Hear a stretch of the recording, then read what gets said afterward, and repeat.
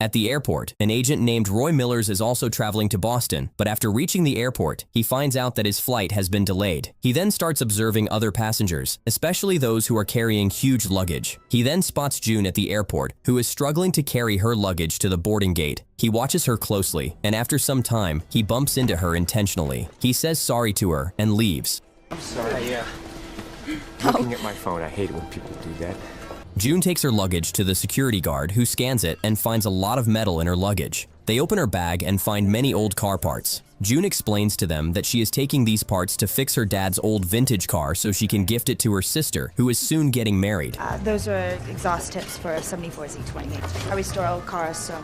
The security lets her pass through, and June carries her bag again. Roy again bumps into June intentionally. They talk for a bit, and June walks over to the counter. The lady at the counter tells June that the flight was overbooked, so her flight has been delayed. Roy looks at the people around June and gets alert since all of them are CIA agents. He walks inside the boarding line and tells June that she shouldn't be disappointed since everything happens for a reason. He goes inside the plane without any problem. Meanwhile, some other CIA agents inform their boss that they have found Agent Roy. Agent John, who is monitoring Roy at the airport, notices Roy talking to June and suspects June is also involved with him. To get them both together, John quickly investigates June's tickets and takes her on the same flight as Roy. We'll have it in hand by the time he lands in Boston. Find out who and what she is. Shut out the field off. I got a better idea. An attendant informs June that her seat has been confirmed, so June follows her without any question because she wants to get back to Boston soon. She walks inside the plane and notices it is completely empty. She looks at Roy, who is the only passenger on this plane, and sits next to him. There are a few other passengers who board the plane, and Roy quickly senses that something is wrong. June and Roy continue chatting in the plane and discuss what they want to do in the future and what their dreams are. June has started to like Roy and wants to impress him, but due to a lot of turbulence in the plane, June's bag falls out of the compartment. Her bag almost falls on her, but Roy catches it just in time. The drinks in June's hands spill on her clothes, and Roy checks if she is okay. June excuses herself inside the bathroom and starts freshening her makeup so she can impress Roy. Meanwhile, outside the bathroom, Roy senses something, and his suspicions turn out right. All the passengers are CIA agents who start attacking Roy. Roy quickly dodges the attacks and starts defeating all of the agents inside the plane. Cool.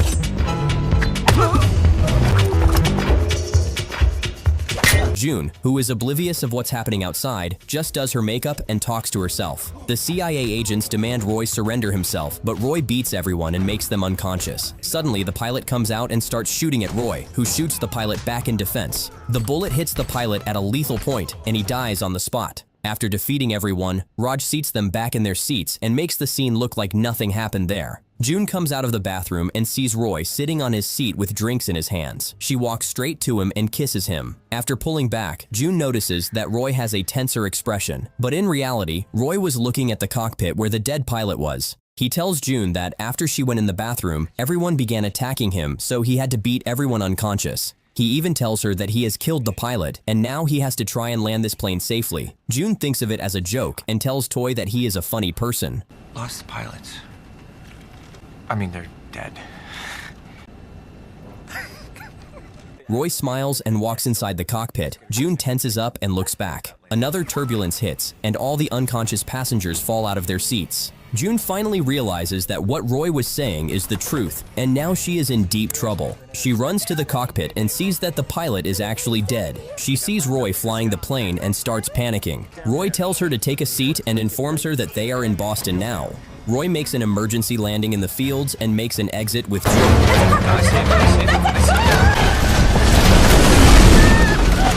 This is good. What's good? He quickly takes off his shirt and tells June that he is shot, but he is all right. He hands June a drink and tells her some instructions for the future. This drink has sleeping pills in it, and Roy warns June that there are going to be some people who will come to June and investigate Roy. Roy warns her to not say anything about him, and if they tell her that she is completely safe, then June should know that she is in grave danger. You drugged me. Yeah, it's for your own good.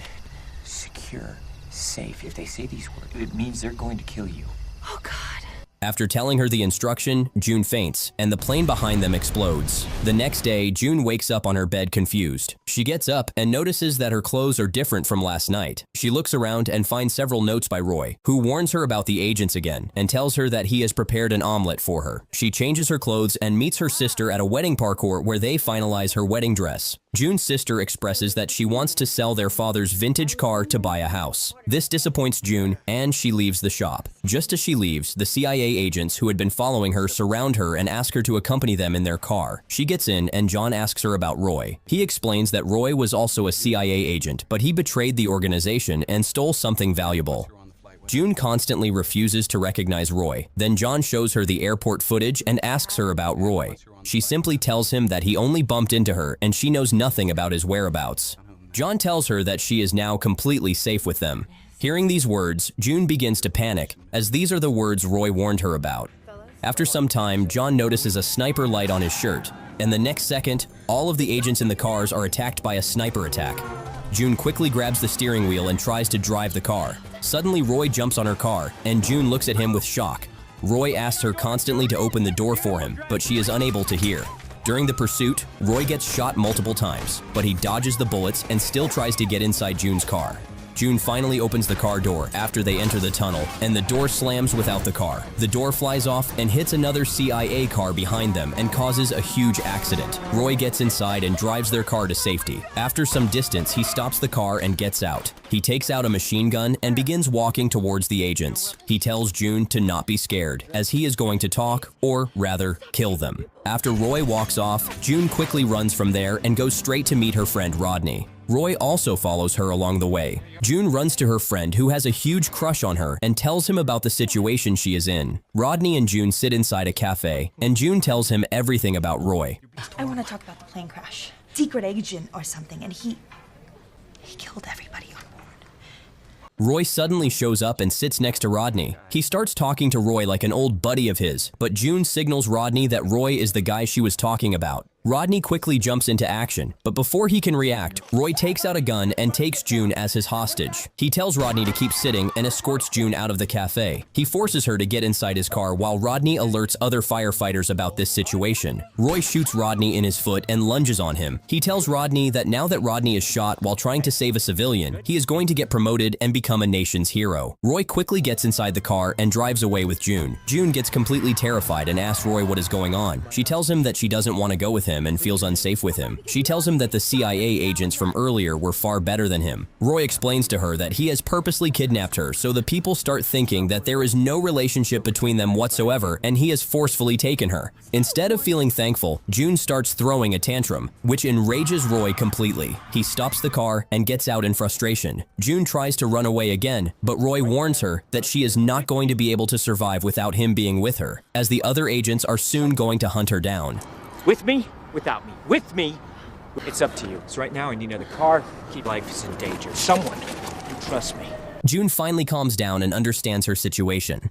She quietly gets inside the car and drives off with Roy. In the way, she looks out of the car with exhaustion and asks Roy where they are headed to. Roy explains that they are going to find Simon. She asks about why the CIA agents are hunting Roy. He explains to June that he has a very valuable and powerful weapon in his hands, the Zephyr battery, which is created by the kid Zephyr, who is still a student. He explains that he was initially given the task to keep an eye on Simon, but after knowing that Simon had made this Zephyr battery, John planned to kill Simon and sell this battery to the black market. He explains that John planned to blame this murder on him since Roy was given the task to keep an eye on Simon. June finally understands Roy and apologizes for her behavior. Roy explains after he found out John's plans, he hid away the battery and Simon.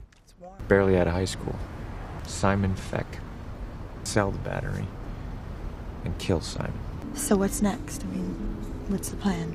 Pick up Simon and get you back for your sister's wedding. After Roy gets to the destination, he walks inside a warehouse and notices that Simon is missing. He reads the message on the wall and understands that Simon is traveling to Austria by train since Simon likes trains. He is still looking at the message when Roy and June are attacked suddenly by some gunmen.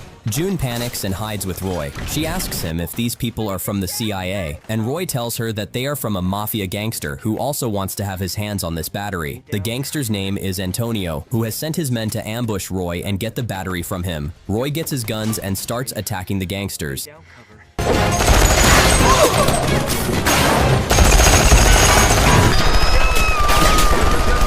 He and June make an exit from the warehouse. After coming to a dead end, June and Roy get stuck. Roy gives June a glass bottle and tells her to drink it. She drinks it and falls asleep. After she wakes up, she finds herself tied up, and in front of her, Roy hangs upside down on a rope. He tells June to relax, and he is going to make an escape route for them. Roy quickly unties himself and helps June get out of the ties. They quickly make an escape and use a helicopter to run away. After this, Roy takes June with him to an island and tells her that this is his secret hiding spot.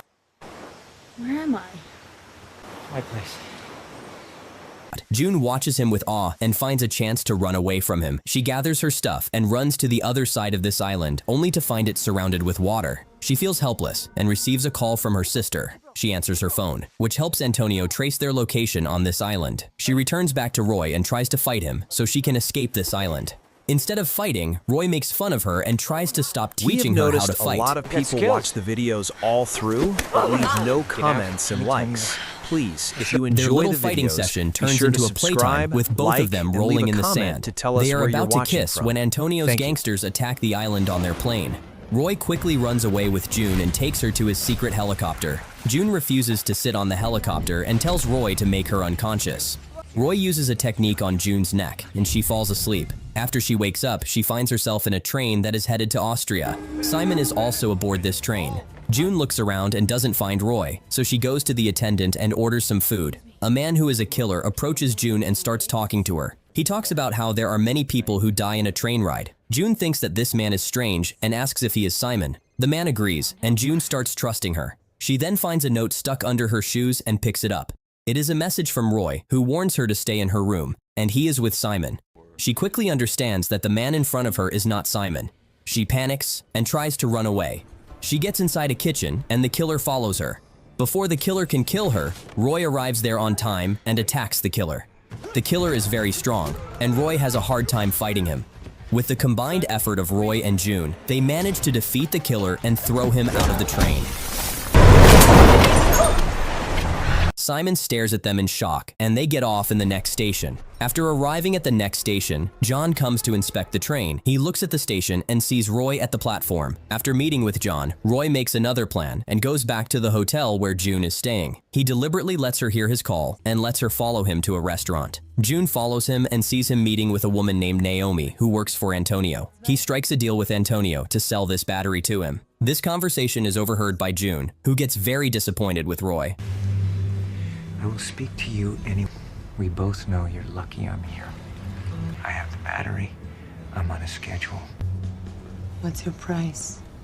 After this incident, June is taken by the CIA agents to a room where they ask her about Roy. At this point, June's trust in Roy is shattered, but she still refuses to say a word. The CIA agent shows her a video in which Roy bumps her into the airport and places the Zephyr battery in her luggage. After the security guard, Roy again bumps into June and retrieves the battery. After finding out that she has been used all this time, June gets heartbroken and agrees to help the CIA catch Roy. The agent hands June a pen transmitter and tells her to turn it on when she is with Roy. June agrees and meets up with Roy, where she asks him about the deal with Antonio. Roy places the battery in ice to cool it down and tries to stop explaining things to Junebug. Before that, June presses the transmitter. Roy quickly understands the situation and bids goodbye to June to make a run through the window. The CIA agents start following Roy, who shoots them back in defense. June follows Roy in a car with the CIA agents. He stands on top of a tall building where he gets shot by the CIA agents and falls in the water. The CIA agents announce that they have killed Roy.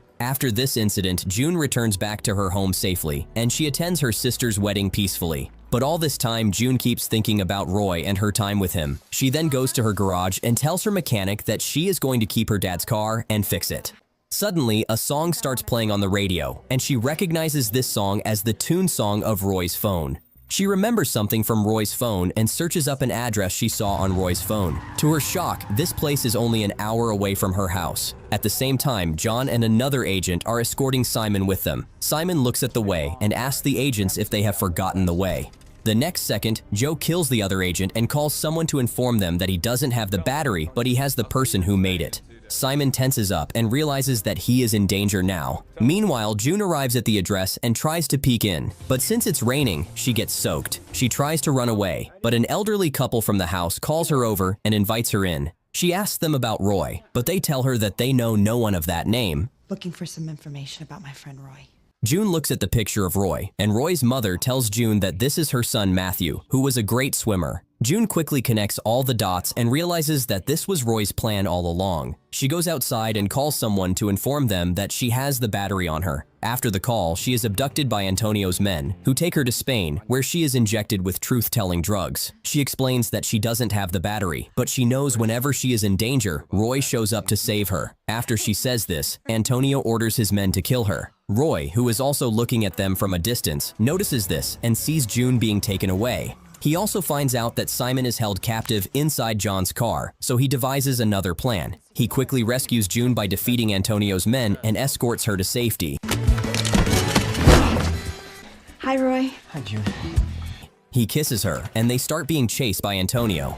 After running their car, they find a bull race where some people are being chased by bulls, so Roy deliberately changes his route in a way that Antonio's car gets hit by the bulls and he dies. After this, they chase after John's car and find him stopping at a dock. After getting on the dock, John keeps Simon as his hostage and asks Roy to hand over the battery to him. Having no other choice, Roy hands over the battery. Simon tells Roy to not worry, as he is going to make another battery later. Hearing this, John shoots at Simon, but Roy shields him with his body and gets shot. John escapes through the helicopter while Simon and June help Roy. Simon informs Roy that the battery's formula is not correct, and it can explode at any time. The second he says it, John's helicopter blasts, and he is killed on the scene. Roy is then taken to the hospital, where he wakes up and sees Isabel, his boss, sitting near his bed. She apologizes to him for not trusting him and asks him to work for the CIA again. Roy agrees, and Isabel leaves the room. After she leaves, the nurse gives Roy a medicine that makes him faint on the spot. This nurse is none other than June, who makes an escape from the hospital with Roy. After Roy wakes up, he finds himself on an island. June tells him that he is safe now, and they are going to the place where they dreamed of. Roy thanks her, and June drives off to the destination that Roy and June discussed on their plane ride.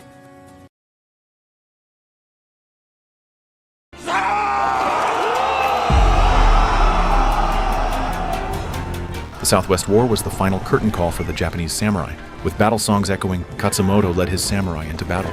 Clad in traditional armor and wielding ancient weaponry, they faced a modern army equipped with advanced rifles and cannons.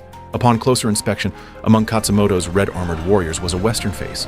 Nathan, once a colonel in the United States, had earned his stripes during the Civil War. As the war ended, the trauma it inflicted haunted his soul every night.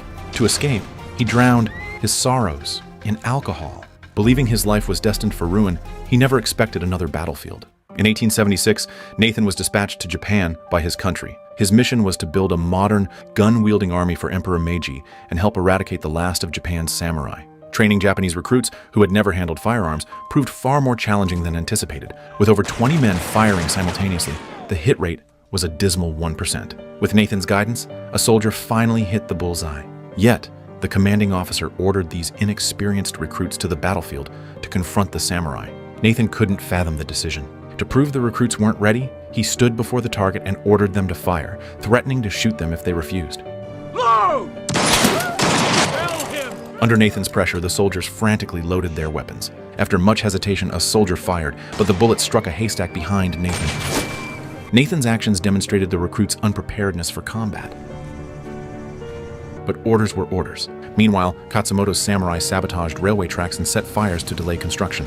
As evening fell, Nathan's unit arrived in the woods of Yoshinoban. After arranging the formation, Nathan, as an instructor, should have retreated to the rear, but he ignored this rule and continued to command the recruits to fix bayonets. He then ordered an American sergeant to the back. The sergeant, rifle in hand, refused Nathan's command. Like Nathan, he had come to Japan for battle. Hearing movements in the woods, Nathan ordered the soldiers to load their weapons, but their actions were clumsy. Distant shouts and horn blasts unnerved the recruits, mostly sons of farmers, artisans, and merchants. Suddenly, Yoshinoban fell eerily silent. Soon, samurai on horseback emerged from the thick fog. The soldiers' rifles were ineffective at long range, and they were inexperienced recruits. Nathan ordered the recruits to hold their fire until commanded. As the samurai charged, a recruit's rifle discharged accidentally, prompting others to open fire. Nathan's attempts to stop them were drowned out by the cacophony of gunfire. After the chaotic shooting, the samurai gave the recruits no time to reload. Nathan and the sergeant killed several warriors, but the other recruits threw away their armor and fled for their lives. Some recruits even stood there in fear and were hacked to death by the warriors. The rifles in the hands of the recruits were no match for the swords of the samurai, and the recruits were overwhelmed by the combined assault of the foot soldiers and mounted archers. Nathan, with his extensive combat experience, switched to a blade when his gun ran out of ammunition.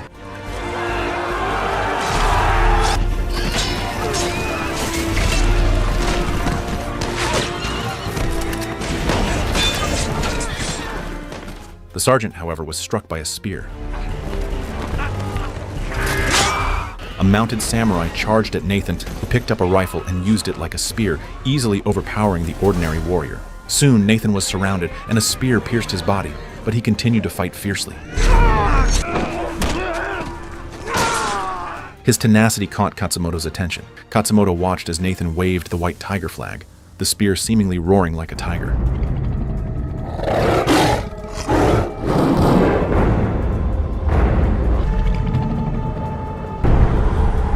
Eventually, Nathan collapsed from blood loss and exhaustion.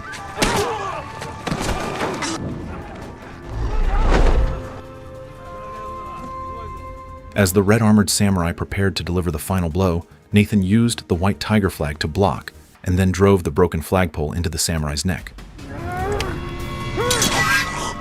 Others moved to attack, but Katsumoto stopped them and ordered Nathan to be taken away. General Hasegawa of the new army was defeated and committed seppuku, a Japanese samurai suicide ritual to express loyalty, apologize, or preserve honor. Katsumoto served as his kaishakunin, a special role in Japanese samurai culture. The process of seppuku is painful and prolonged, so a trusted companion acts as the kaishakunin to swiftly behead the individual after the abdominal cut, thereby lessening the suffering and ensuring the ritual is completed. Severely injured, Nathan was taken to Katsumoto's headquarters. The Japanese woman in front of him was the wife of the red-armored warrior whose throat was stabbed by Nathan on the battlefield. She is also Katsumoto's sister, Taka. Losing her husband was cruel enough, but now she had to care for her enemy, Nathan. Initially, Nathan didn't know Taka was the red-armored samurai's wife. He thought she was kind to him, unaware of her suppressed resentment. Every time Taka saw Nathan, she was reminded of her deceased husband. She even asked her brother Katsumoto to kill Nathan to avenge her husband.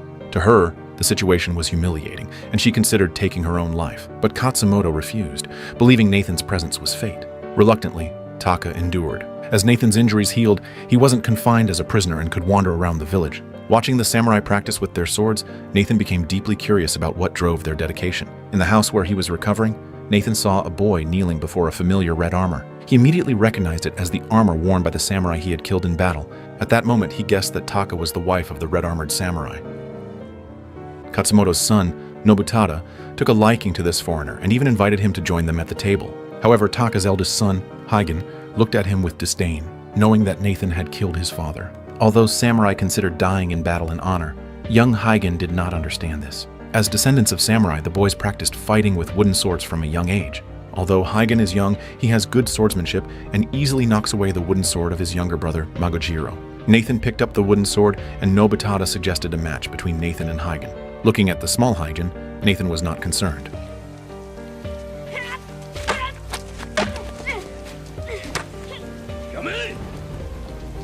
Katsumoto's general, Ujio, happened to pass by and, seeing Nathan seemingly bullying a child, decided to teach him a lesson. As a Japanese samurai, Ujio quickly overpowered Nathan.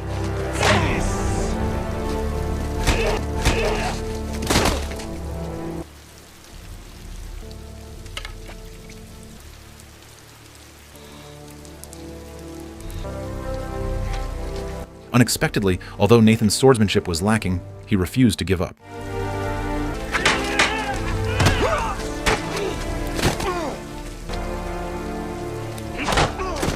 Through his interactions, Nathan realized his understanding of the samurai was superficial. Every day he wrote in his journal, recording his observations and feelings. He admired the discipline and focus of the people here, who were single-minded and followed their own inner discipline. Nobutada's unique longbow particularly caught his attention. Gradually, Nathan joined the group practicing kendo. He even secretly changed into a kimono.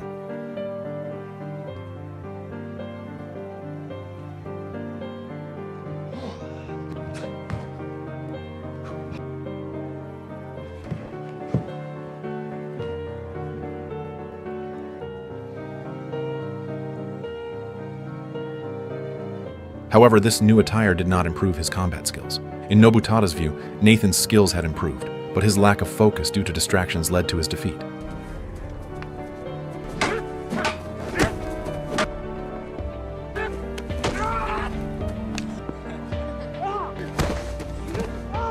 Training intently in the wilderness calmed Nathan's mind. He no longer needed alcohol to sleep, but he still did not understand the spirit of the samurai. He and Taka's 2 children learned Japanese just to say sorry to Taka for killing her husband. Taka tearfully accepted Nathan's apology, saying they had only fulfilled their duties on the battlefield.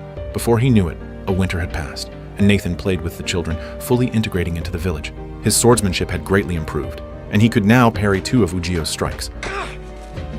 Onlookers began betting that Nathan could parry 5 strikes, but he lost.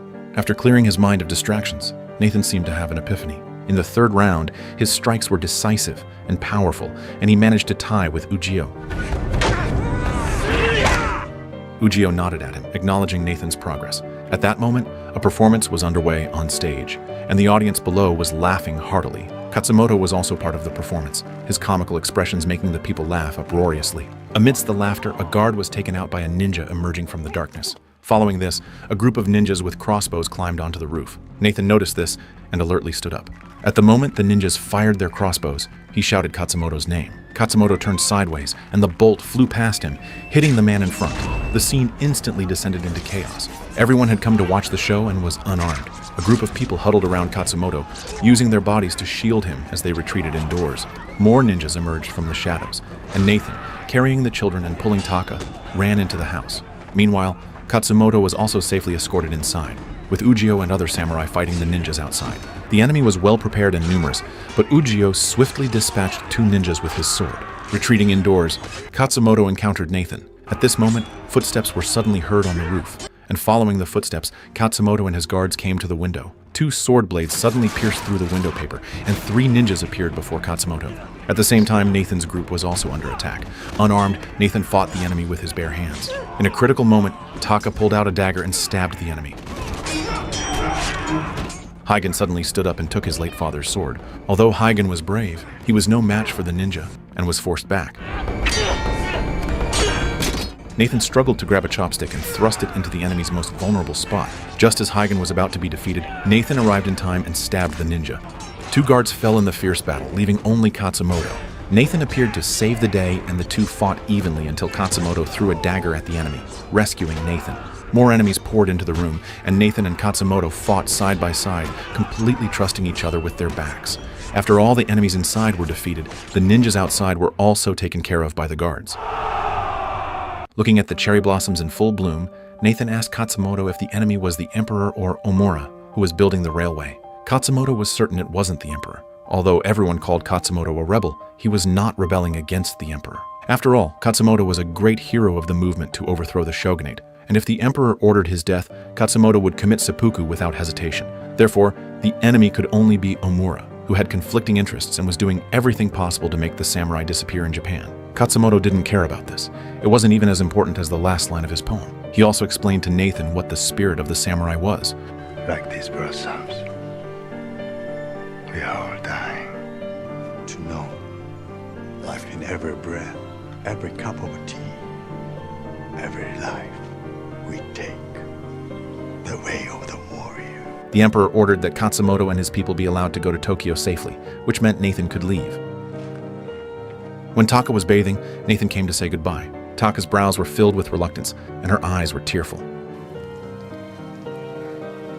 Nobutada came to Tokyo with his father, but he didn't expect that Tokyo had become so harsh towards samurai. On the street, a group of policemen surrounded Nobutada. The police ordered Nobutada to shave off his top knot. The samurai top knot was a symbol of their identity, and without it, they were no longer samurai, which was a great shame. Nathan stepped forward to stop them, but was beaten by the police. Seeing this, Nobutada immediately prepared to draw his sword, but Nathan quickly dissuaded him.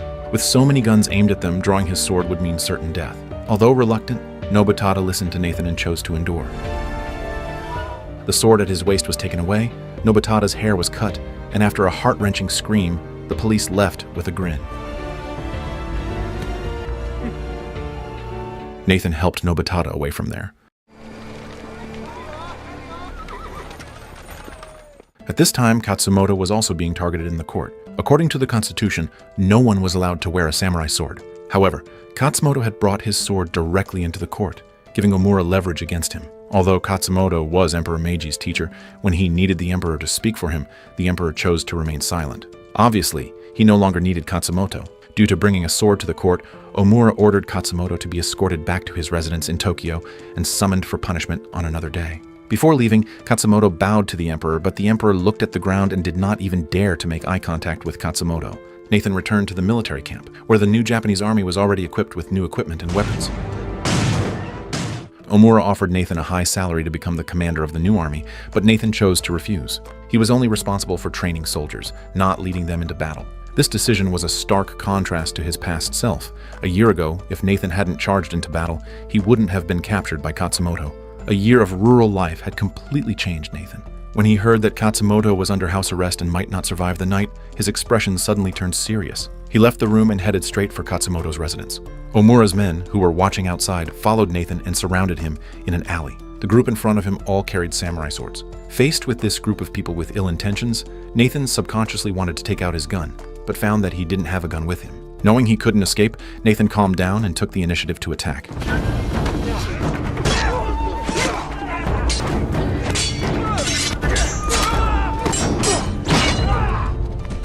Nathan quickly dealt with the surrounding enemies, and at that moment, one enemy prepared to ambush him. Nathan struck back with his sword and killed him.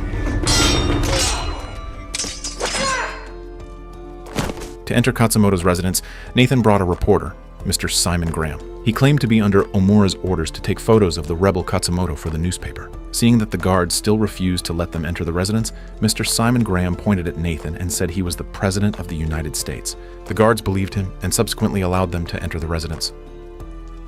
After closing the door, Nathan urged Katsumoto to escape. Suddenly, a noise came from outside the door. Opening it, they saw that Ujio had already taken care of the guards at the door.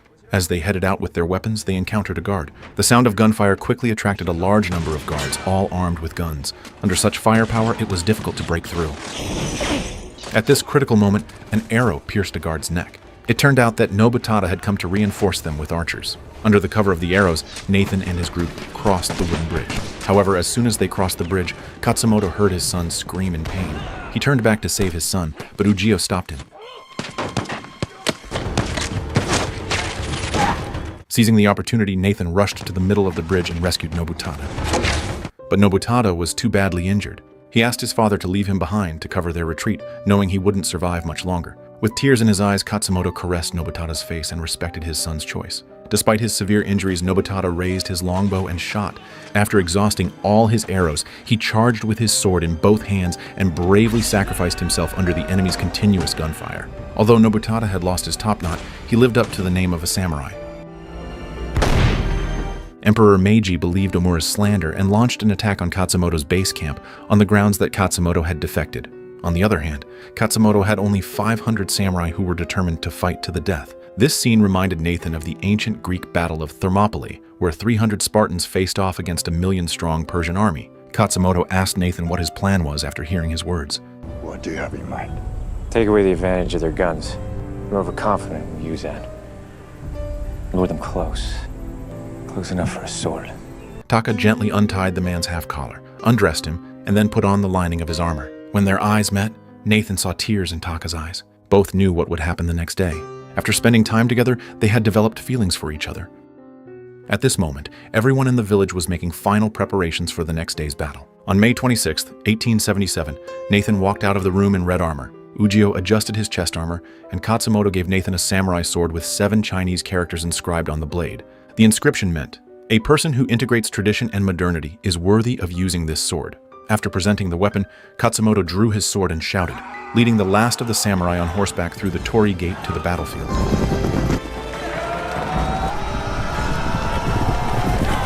Omura's hired American commander looked at Nathan in disbelief. The two had been comrades in the Civil War and were now opponents on the battlefield. 500 samurai against tens of thousands of modern troops was almost like hitting a stone with an egg. Before the battle, Katsumoto was still joking with his brothers, making everyone laugh.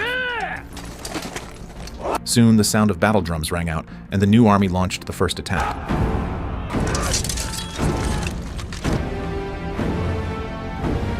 The first round of howitzer fire was slightly off target. After adjusting the angle, the second round of howitzer shells landed on the samurai's position, causing instant chaos.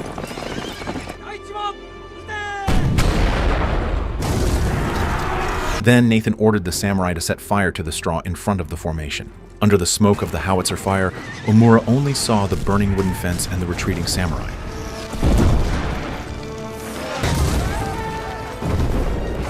Seeing this, he thought the samurai had been repelled and ordered a full-scale attack. The American commander intended to send scouts ahead, but Omura overruled him. The feigned retreat was Nathan's tactic. Samurai swords were more suitable for close combat, and they chose to lure the enemy in. They hid behind cover, waiting for the enemy to fire.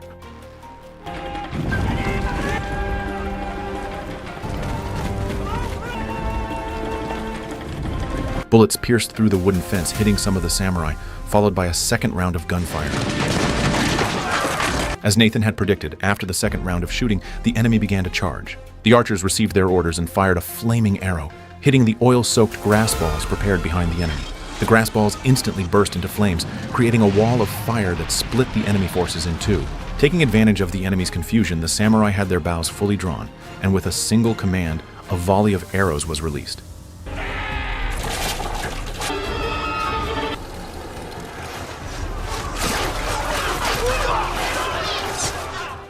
Facing the setback, Omura, who had no understanding of military tactics, ordered the continued dispatch of a large army to attack. Although the commander looked bewildered, he had no choice but to comply. Before the charge, Katsumoto asked Nathan about the final fate of those Greek warriors. What happened to the warriors at Thermopylae?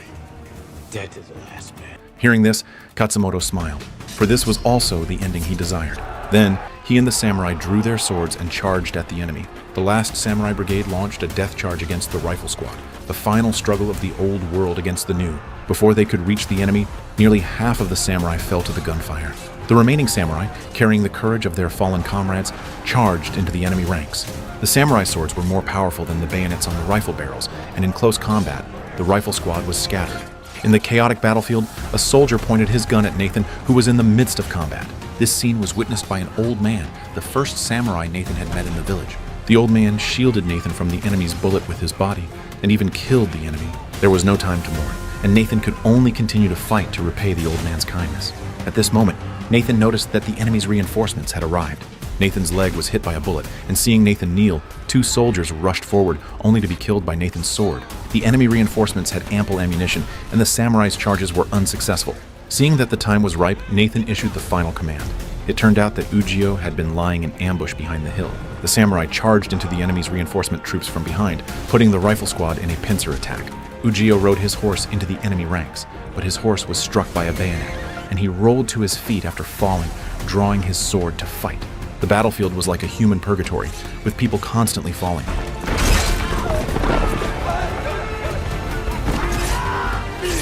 Katsumoto and Nathan entrusted their backs to each other, continuously killing the enemy.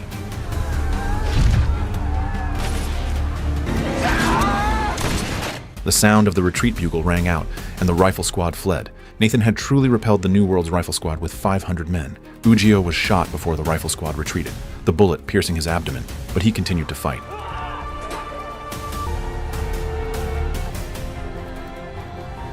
After a great battle, the samurai cleared the battlefield. As a former New Army instructor, Nathan knew that the second round of attacks would come soon. This time, the enemy would send out 2 legions at once, and with their remaining strength, they would be unable to resist. Katsumoto urged Nathan to leave, saying he didn't have to die there. In the thick smoke, the silhouette of a cavalry unit gradually became clear. Omura and his commander couldn't believe what they were seeing. With the resolve to die, the samurai launched their final charge.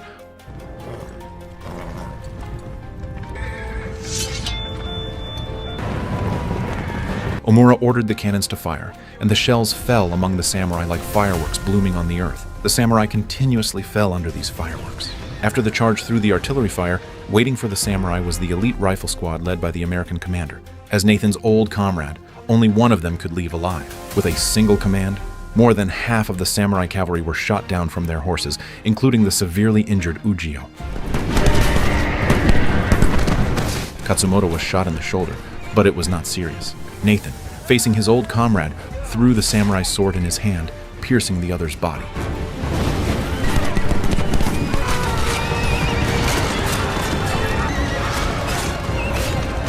The cavalry broke through the rifle defense line, and the furious Omura ordered the deployment of new weapons. Under the dense firepower of the machine guns, the remaining samurai all fell, yet not a single one retreated.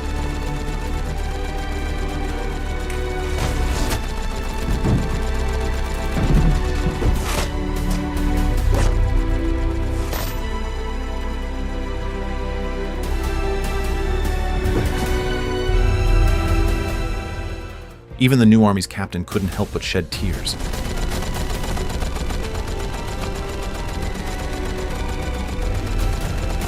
At the last moment, he defied Omura's orders and commanded the shooting to stop. The severely injured Katsumoto grasped the dagger, and Nathan knew what Katsumoto intended to do.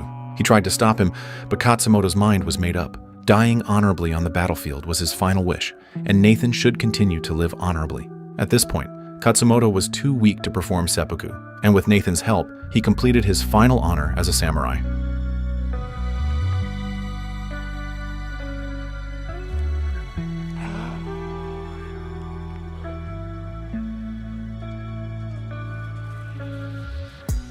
When the entire Japanese new army knelt before Katsumoto's body, one could feel the traditional spirit of Bushido seeping from the armor, penetrating the heart of every new soldier, and this was the continuation of culture.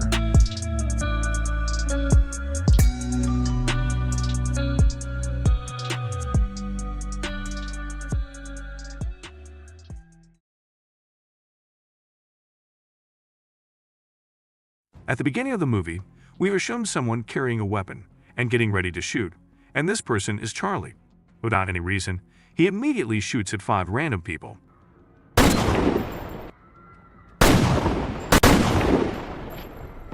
The police, upon learning of this, head straight to the scene of the shooting. At the crime scene, Detective Emerson finds a bullet casing with the shooter's fingerprints. From here, the police are led to someone named James Bear. Shortly thereafter, the police raid James Barr's residence. After being interrogated for 16 long hours by Detective Emerson and the prosecuting attorney named Alex Rodden, James Barr remained silent. However, he suddenly handed over a piece of paper with the words "Get Jack Reacher" written on it. Intrigued by who Jack Reacher was, Detective Emerson and the prosecutor began to investigate his identity. After some online research, they discovered that Jack Reacher was a former military police officer who now had no driver's license, no permanent residence, no phone number, and no email address. He only survived on his pension, which he withdrew once a month, and then he disappeared, making it nearly impossible to track him down. However, a surprising turn of events occurred when Detective Emerson and prosecutor Alex Rodden were at a loss on how to find Jack Reacher. He suddenly showed up at the prosecutor's office with the intention of meeting James Bear. Unfortunately, Jack Reacher couldn't get any answers from James Barr because he was unconscious in the hospital, badly beaten by another inmate while in custody. Upon leaving the hospital, Jack Reacher crossed paths with Helen Rodden, who happened to be the daughter of Alex Rodden. She was James Barr's lawyer, and a lengthy conversation ensued between them. Helen wanted Jack Reacher to help in order to mitigate James Barr's case, with the ultimate goal of securing his release from the charges. The conversation continued at a restaurant, where Helen wanted to understand the connection between Jack Reacher and the seemingly deranged James Barr. Jack Reacher then revealed James Barr's true identity. He was a former military sniper who had served in Iraq. Feeling frustrated after 2 years of surveillance duty without ever firing a shot, he couldn't resist the urge to shoot and took it out on 4 civilian individuals. He successfully covered his tracks and disposed of the evidence. However, Jack Reacher, who was still in the military police at the time, uncovered the truth. James Barr admitted his actions but managed to get released because it turned out the 4 individuals he had killed were criminals who had raped many women. From that point on, Jack Reacher made a promise that if anything ever happened to James Barr, he would come to find him. Helen didn't give up on persuading Jack Reacher to help her by becoming the lead investigator on the case she was handling. However, Jack Reacher remained reluctant and chose to leave. As he was about to board a departing bus, he couldn't shake the feeling that something was off about James Barr's case. After some thought, Reacher eventually agreed to Helen's offer to become the lead investigator on the condition that Helen herself would be willing to objectively examine the victims as well. The next day, Helen began her interrogations at the homes of the victims' families, while Jack Reacher started his investigation at the location of the shooting. While conducting his inquiry, Jack Reacher noticed he was being followed by a suspicious individual named Linsky. As it turned out, Linsky's task was to monitor Jack Reacher's movements. Jack Reacher then returned to the police station to examine the evidence related to the weapon used in the shooting, accompanied by Detective Emerson. The scene then shifts to a bar, where after a long day and with the intention of taking a short break while ordering a drink, Jack Reacher is approached by an attractive lady named Sandy, who wants to strike up a conversation and invites him to her car. However, Jack Reacher declines, which upsets Sandy as she feels insulted by his refusal. Sandy's friend, who happens to be present, immediately invites Jack Reacher outside and challenges him to a fight. As expected, Jack Reacher easily handles all 5 of Sandy's friends.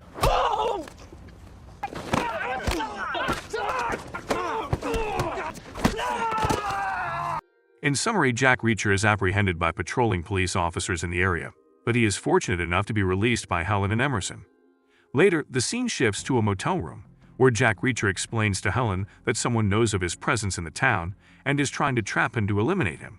Elsewhere, it is revealed that Linsky, the person who had been following Jack Reacher earlier, meets with Charlie and another individual named Zek, who is the mastermind behind all these events that led to James Barr's arrest. There is a minor issue due to Linsky's mistake in surveilling Jack Reacher, and as a result, Zek orders Linsky to break one of his fingers as an apology. Unfortunately, as soon as Linsky's finger is broken, Charlie suddenly shoots him. The next day, Jack and Helen head to an auto parts store with the intention of meeting Sandy. Here, Jack wants to find out who ordered Sandy to set him up when they were at the bar. Sandy reveals that she was only instructed by Jeb, the leader of the gang that Jack had fought with previously. Jack Reacher then asks for Jeb's address and immediately goes to confront Jeb, using Jeb's own car that had been left in the parking lot of the auto parts store.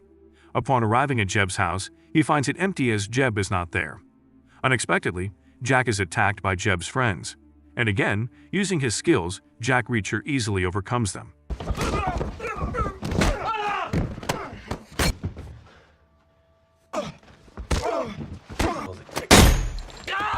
And then, Jack continues his journey. On the way, he is followed by a silver-colored car.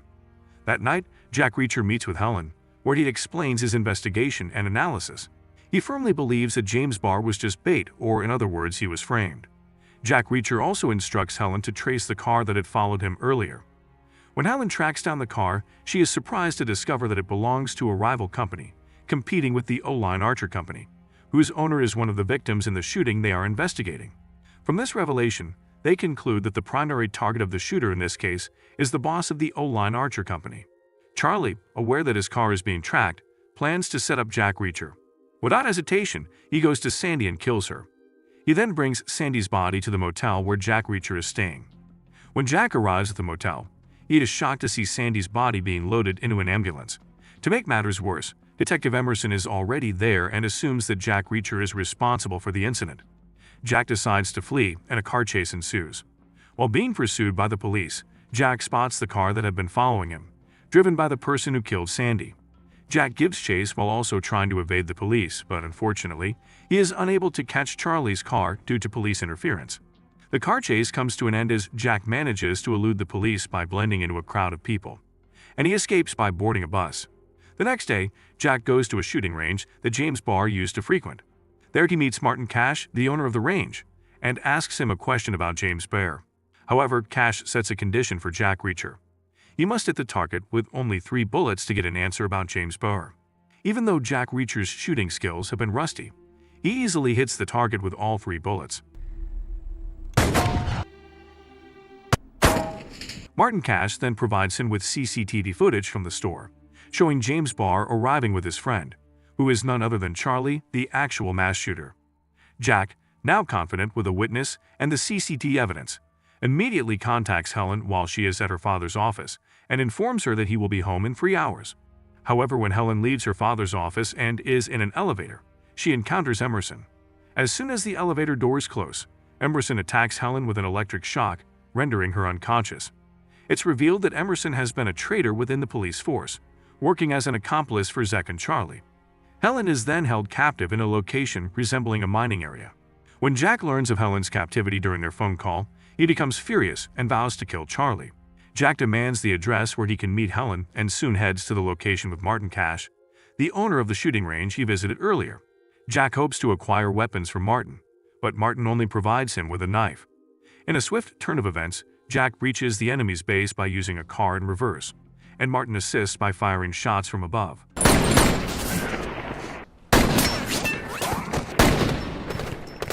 However, as Jack is about to execute his plan, he drops the knife.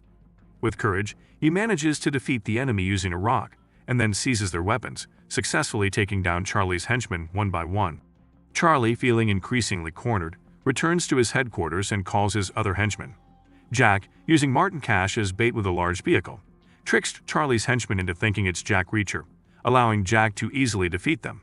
Seeing all his henchmen defeated, Charlie emerges, only to be immediately confronted by Jack, who points a gun at him from behind and instructs him to drop his weapon. Jack seeks a fair fight between them, so he also discards his firearm, and they engage in a barehanded battle.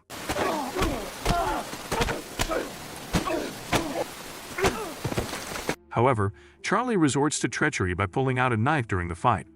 Despite this, Jack manages to regain control by breaking Charlie's hand and ultimately kills him.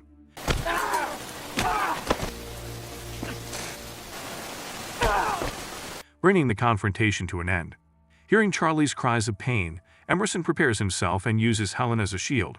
However, this doesn't deter Jack, and with a single shot, he eliminates Emerson with a precise headshot. Helen is rescued and Zek, who is also present, doesn't escape Jack's aim. Jack Reacher departs with Martin Cash just before the police arrive. The next day, with James Barr now awake and recovered from his coma, and Jack Reacher leaving the town, the movie finally concludes.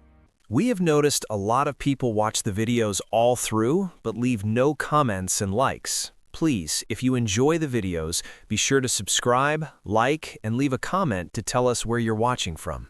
Thank you. The movie starts with a news anchor summarizing an alien invasion of Earth. Just when things seem hopeless, an allied human army with new mechanical suits wins a major battle in Verdun. Rita Vertosky, who is a special forces soldier, is hailed as a hero after killing hundreds of aliens, which are called mimics. One of the talking heads on the newsreels, selling Rita and the war effort, is Major William Cage of the U.S. Army. Cage wakes up on a helicopter ride to London to meet with the Western Allied Commander General Brigham, assuming that the general wants Cage to help him improve his public image. But the general instead orders Cage to accompany the first wave of Allied troops landing in France and provide ground coverage for the media. Cage has no experience in the field and tries to blackmail the general through the media. At first, the general seems to relent, but then he orders Cage to be arrested. Cage wakes up in the afternoon on a pile of duffel bags at Heathrow Airport, which has been turned into a military base. A sergeant shoves boots into his hands and calls him maggot, before another sergeant named Farrell takes over. It turns out General Brigham has sent orders to Farrell to demote Cage from officer to private. Cage has been assigned to a group of eccentric soldiers which is known as the J Squad. The men in the group are Ford, Griff, Kimmel, Skinner, and Nance. They are caught gambling by Farrell, as Cage is introduced to them. Farrell forces the J Squad to eat the cards they are playing with, and then instructs them to prepare Cage for the next day's mission with them. The next day is Invasion Day, and Cage is a nervous wreck. He is put into a suit, and the members of J Squad don't even teach him how to take his gun out of safety mode, because they believe he will die quickly. When they are in the aircraft, they all pick on Cage, making him more nervous. However, just as they are about to drop from aircraft onto the French coast, the back of their airship explodes, and the squad drops down prematurely. Although the operation to retake Europe was supposed to be a surprise attack, the mimics are well prepared, and ambush and slaughter the humans. Sergeant Rita also lands on the beach, but gets killed within minutes. The surviving members of the J Squad are all killed rapidly. Cage, who is still in shock and on the verge of death, reaches for a claymore mine, when a giant blue mimic lunges at him, and with one explosion, Cage and the blue mimic die. Cage's body is doused in the alien's blood. In the next scene, Cage wakes up in a panic on top of the duffel bags. The same sergeant is there, calling him maggot, and Farrell again takes him back to J Squad, despite his desperate attempt to explain what is happening, and that the mimics will ambush everyone. He wakes up again a third time, after getting killed when he is trying to save Rita, but no one believes him. Each time, he is deployed and dies, only to wake up again on the duffel bags. With each loop, he becomes slightly more adept at trying to save the members of the J Squad, and of course Rita. In one loop, he survives long enough to save Rita from the ship that will explode and kill the incoming mimics. Realizing what has happened, Rita asks Cage to find her when he wakes up before they both die again. Cage wakes up on the duffel bag again, but begins to cooperate with Sergeant Farrell and the J Squad, in order to buy himself time to find Rita. After several disastrous attempts at slipping away, Cage finally manages to escape and find Rita in a training hangar, surrounded by training drones. Rita starts off coldly, but when he explains everything to her, she takes him away to a weapon building bay, where her acquaintance named Carter works. Dr. Carter is an expert in mimic biology. When they get there, Rita tells him that she too was stuck in a time loop at Verdun, and the loop was created by the blood of the big blue alpha mimic. Carter used to be a researcher, and his theory that all mimics are just neural manifestations of one overmind Omega alien led him to develop a device that locates the Omega if stabbed into an alpha mimic. Cage tries to process all of this, but Rita states that for them to find the Omega, first they have to survive the invasion tomorrow. She then proceeds to train Cage, killing him a few times when he is injured, so that he wakes up on the duffel bags and starts all over again. In one loop, Cage is badly injured. Rita tells him to make sure he dies completely, instead of being accidentally revived, because once the looper receives a human blood transfusion, the loop is broken.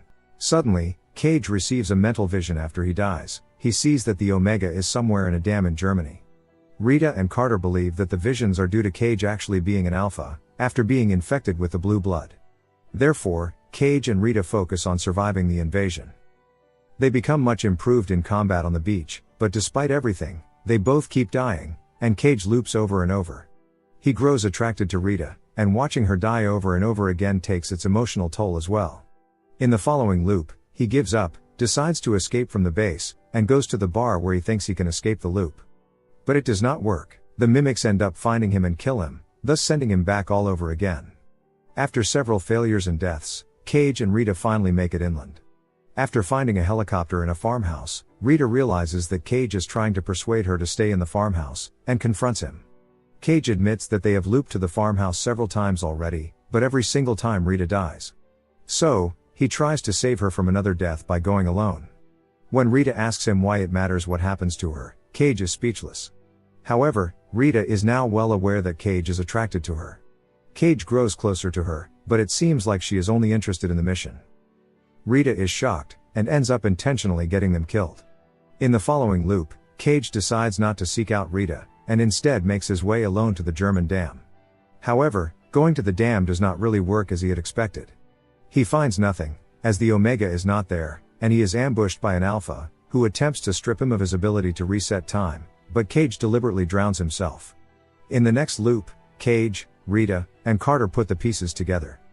They do so to try and figure out what the visions are all about. They are in luck, because finally, some things start making sense after being put together. But unfortunately, Carter says that the device is still not fully ready, as it is missing some equipment. The good thing though is that now they know what exactly they have to do. So, Rita and Cage switch focus on obtaining the equipment, which is in possession of General Brigham. After going through a lot, having faced several failed attempts, Cage and Vertovsky infiltrate the Ministry of Defense, where Cage convinces Brigham to give him Carter's prototype device that can locate the Omega. They finally manage to get the device, and stab it into Cage's leg. However, Cage now finally sees the true location of the Omega. The monster resides under the Louvre pyramid in Paris. As they attempt to escape from the Allied headquarters, their getaway car crashes, and the airbag knocks out Rita before she is able to kill Cage. In the next scene, Cage wakes up in a hospital. He realizes that he is out of the loop now. Since he has been given a blood transfusion, he has lost the ability to loop time forever. Rita frees them, but with no more loops, and only a few hours left in the invasion. Cage returns to the base and finds the J Squad. They recruit the J Squad to help destroy the Omega, before the invasion begins. Once they get there at the Louvre, the mimics attack their airship, and in the ensuing firefight, half of the J Squad is killed. Cage, Rita, and the 3 remaining J Squad members decide to use the remaining engine power to slide the airship into the museum. The rest of the J Squad sacrifice themselves to buy time for Cage and Rita, so that they can make it into the museum. Once they finally get there, Rita tells Cage that she will distract the patrolling Alpha Mimic, while he will go and detonate a grenade belt on the Omega, which is submerged underwater at the bottom of the Louvre. Before luring away an Alpha, standing between them and the submerged Omega, Rita kisses Cage to thank him for getting her as far as he did. After a brief chase, the Alpha captures and kills Rita, while Cage dives underwater to get to the Omega. The Alpha dives after Cage and stabs him. But Cage keeps it together, pulls out all the grenade pins, and drops the belt into the Omega. The Omega explodes and dies, and with it, all the mimics die. As Cage dies, the Omega's blood seeps into him. He wakes up in shock, and finds himself on the helicopter ride to London from the morning before the invasion. But this time he awakens in an alternative history. In this alternative timeline, he watches the news, where the general announces that after a mysterious explosion in Paris, the mimics are all dead, and the human forces will begin sweeping through Europe the next day. All members of the J Squad are seen alive and well, When Cage arrives at the base, Cage goes to find Rita, and when he finds her, she does not recognize him, and greets him with the same coldness, as she did each time they first met in a loop. She says, "Yes, what do you want?" And Cage smiles at her. The end. Thank you for watching. Subscribe if you'd like to see more videos like this. Turn on the notifications and leave a like to help the channel out.